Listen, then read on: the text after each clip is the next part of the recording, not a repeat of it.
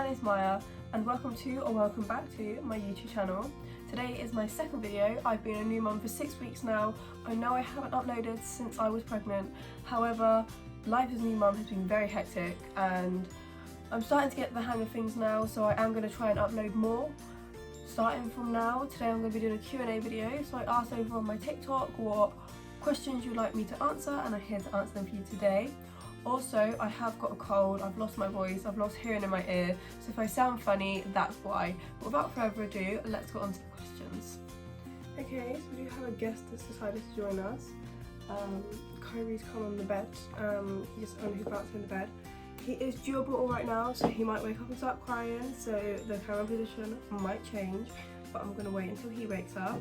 So, I do have 20 questions here to answer. I will put the username of the people who commented these questions. Thank you for everyone who sent questions in. Obviously all the questions on my account, I can't answer all of them because there is so many, but these are some of the most asked questions and these are the ones that was on the video where I specifically asked for questions for a Q&A. So the first question is, how was my birth? My birth was actually quite traumatic in my opinion. I don't really remember much. I know that the pain wasn't as bad as people say it was. People say it feels like breaking all your ribs at once, it feels like you're having a heart attack, it feels like you're breaking every bone in your body, it feels like this, that and the other. It really wasn't that bad in my personal opinion. However, I did find it quite traumatic because once I had given birth, Kyrie was face down in the pool of my blood where I was bleeding so much, and then I got taken away. I got to hold him for about a minute, he got taken off me, I got taken to a different room, had to get stitched up, was put onto a drip, had a morphine shot, was putting on blood thinners, anti-sickness, this, that and the other, not blood thinners, something to stop me bleeding and everything like that. And I was so weak, I had my blood pressure monitor on one arm and the drip on the other. I could not use either of my arms, so I couldn't give Kyrie his first feed, I couldn't hold him, I couldn't get him dressed, I couldn't do any of them special moments which I would have loved to do as a mother. But overall, my birth wasn't too bad, it was just the after part of the birth that I found quite traumatic and upsetting. But the actual birth was actually quite good. So the next question was, were any of your family or friends judgmental? If I'm looking here, it's because the questions are on the laptop. Put it short and sweet, no, none of my family and friends were judgmental. They knew I had a boyfriend, they knew they knew we were sexually active, they knew we had been together for quite a bit of time, so they knew that this was always a possibility. Obviously it was failed contraception, that is always a possibility in any relationship. But no, none of them was judgmental because they knew I am quite a motherly person. I do have a really strong motherly instinct, so they knew that if I did choose to keep the baby, which obviously I did, they knew that I'd be a good mother, and they had no doubt whether I was going to be a good mother or not. Like, they had full faith in me. The next question is quite a good question. It's, are babies really that expensive? Now, babies are as expensive as you make them, in all honesty. You could have a baby and you could be living on £20 a week and it could still get you through because you could get £10 for milk, or you could even get the Audi own brand or anything like that. I'm not sure how much it is, but it's probably cheaper than the branded ones, so probably about £5 or something. And they can get the Audi nappies, they do big packs for like £2. You can get the wipes for literally about 50p, so you could literally get by quite cheap. But if you choose to make your baby expensive, then it will be. Personally, I think Kyrie is quite expensive, but that's just because I do like to buy him everything. He has the SMA milk, he's got SMA milk, he has Pampers nappies, Pampers wipes, which are obviously, because they're a bigger brand, they're more expensive than other brands may be. He has all branded bath products, all his bath products are branded. He has he has more of the higher end prices on his swings at my house, like his swings and his baby gyms, and then he's got baby gym here and swing and bounce chairs and stuff like that. His clothing is quite expensive as well because he has branded clothing. But as I said, you could just get outfits from Primark, and you could get your milk from Aldi, and you could get your nappies from Aldi or Lidl or one of these cheap places, or like Tesco's own nappies.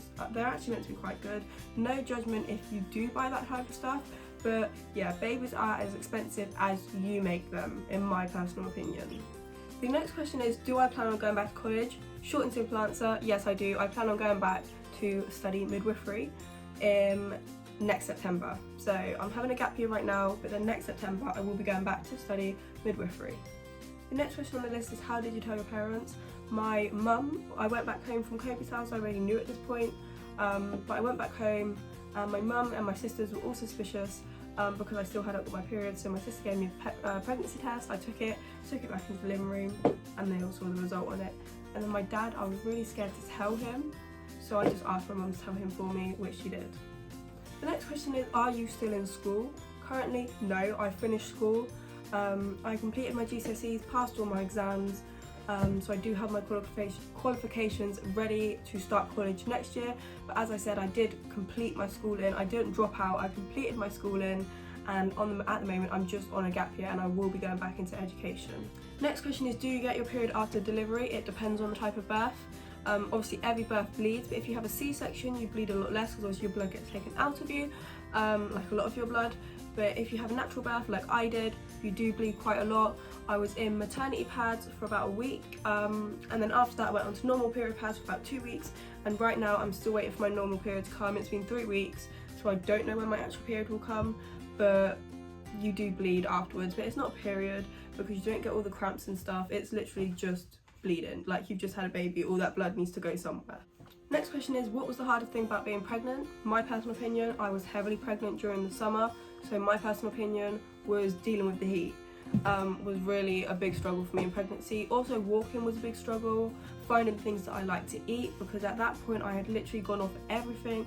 I could not eat meat at all. I literally went off absolutely everything, and I'm already a picky eater as it is, so finding things to eat without it all just being junk food was really difficult for me. Back pain, leg pain, walking, all of that stuff like I already said, but the main one for me was heat and finding things to eat. Next question is, what were my symptoms? So when I first found out I was pregnant, I just had a natural instinct. I had a feeling that I was pregnant. I didn't have no signs, I just had a feeling. I was 2 days late for my period, which doesn't really happen, like it literally never happened before, and I just had a feeling like I'm pregnant, I know I am. So I went and took a pregnancy test, I was pregnant. But after that, my symptoms in early pregnancy were just like period symptoms. I had period cramps, backache, headache, sore boobs, and then after that, the other symptoms started coming, like feeling nauseous, having a metallic taste in my mouth, going off the foods that I like, and just everything like that. Also, with my symptoms, and this is meant to be a sign that you're having a boy, I did have a boy, my skin became really healthy. I've always had clear skin, but my skin was literally just thriving. It always had a glow to it. It was always nice and moisturised, and also my hair got longer and it got stronger and it got more silky, and also my nails strengthened a lot and they started growing a lot. Is that a hood on your face, brother? So yeah, they're the symptoms that I had. Okay, if you hear noises, Kyrie is on my lap feeding. I knew he wouldn't go the whole video without needing a feed because he was due a feed when I started the video, but I was just waiting for him to wake up, and he's waking up. But the next question is it hard work being a teen mum? It is hard work, but it is very rewarding. It is so rewarding, and I wouldn't change it for the world. Kyrie is quite a good baby, so he's really not that hard work compared to other babies. But it's not that difficult, especially because I have help from my partner. His dad is really helpful with him. If I need to get things done, or I need to wash bottles, or I just need a little break for myself, if I just need a mental break, or I just need a long shower or bubble bath, if I just need anything like that, his dad will obviously take him while I go do that. So it is pretty easy for me personally, but I understand for other teen mums it might be a lot harder if the dad isn't involved. I think it would be a lot harder for me if his dad wasn't involved. But other than that, it's not that hard work, and I do love it because beforehand I was a very antisocial person and I was always at home and I just got very lonely being by myself. But now I have a little best friend to be with 24/7 when I'm at home. So the next question is there a certain routine I have for my son? At bedtime, yes, he has a very specific routine. He watches Baby Sensory on the TV for about half an hour to 45 minutes. He absolutely loves it, and then that's just to get him relaxed and stuff, and then we will get in the bath an hour before he's due his bottle. He will get in the bath with me. The only time he gets in the bath with me is at night time. So we get in the bath, he has the Johnson's bedtime bubble bath in his bath, and then he gets washed down with Johnson's bedtime bath wash.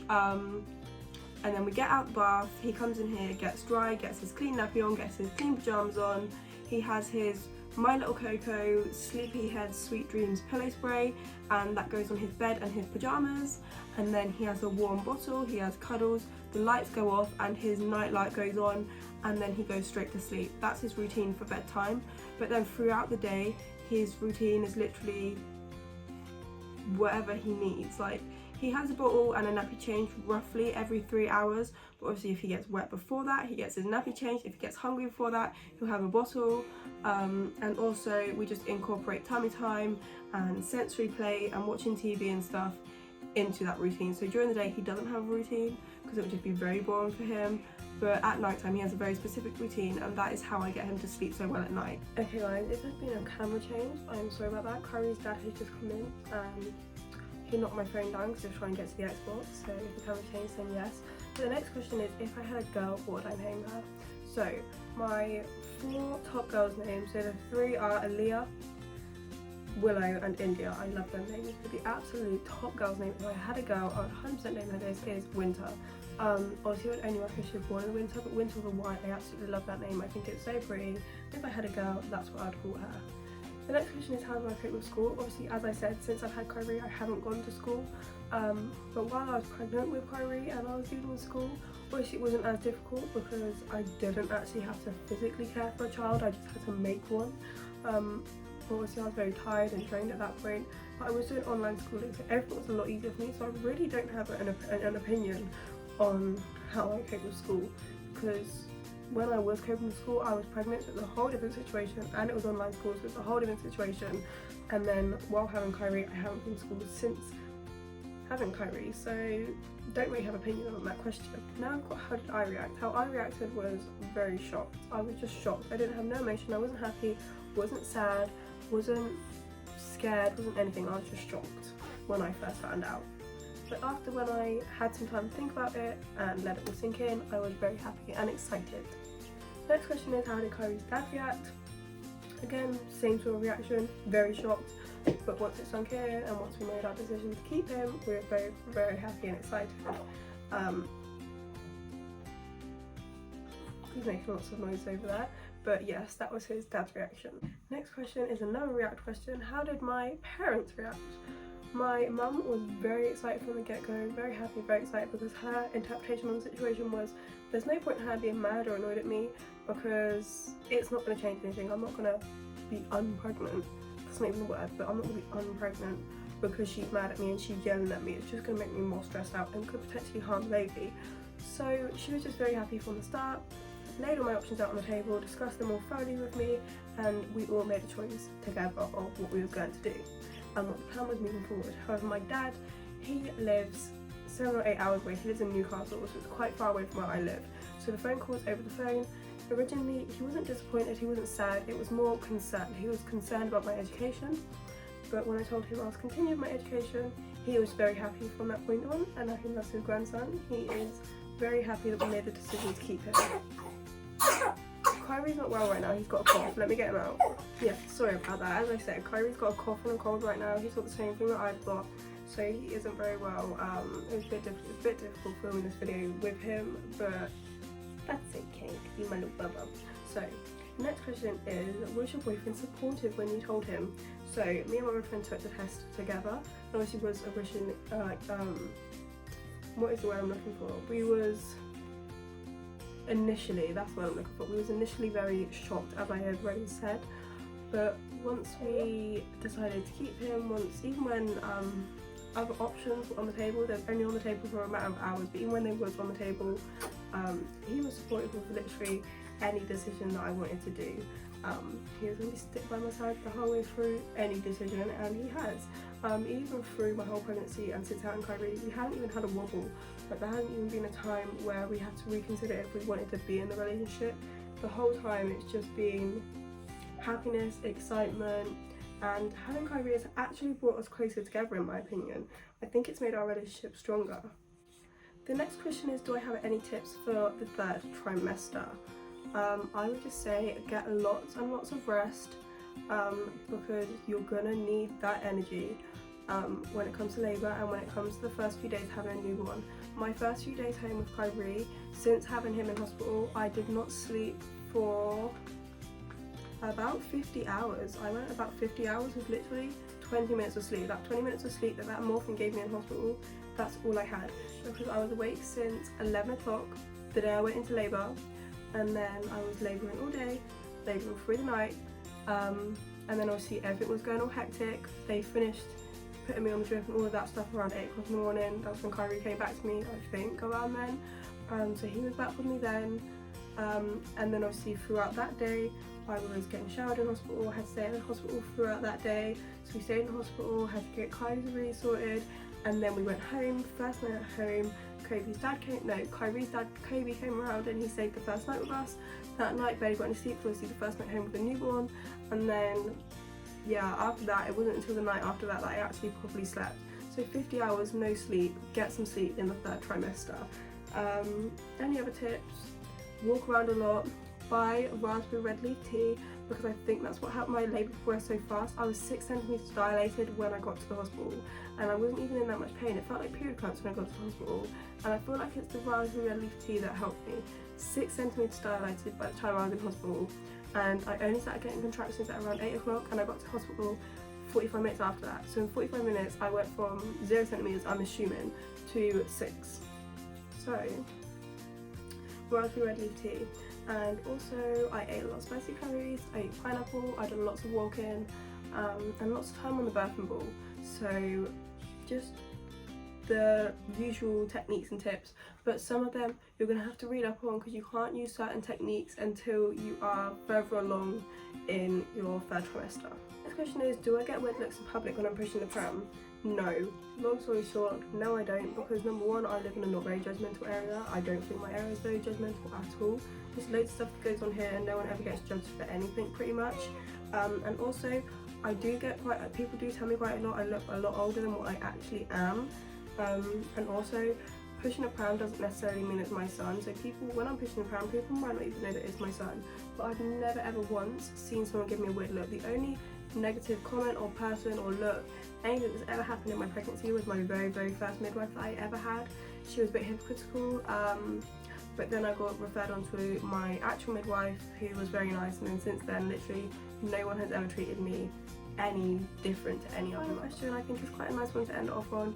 It's, did I enjoy pregnancy? I enjoyed pregnancy a lot. I enjoyed the sleep, and I just enjoyed bonding with the bump and feeling Kyrie kick.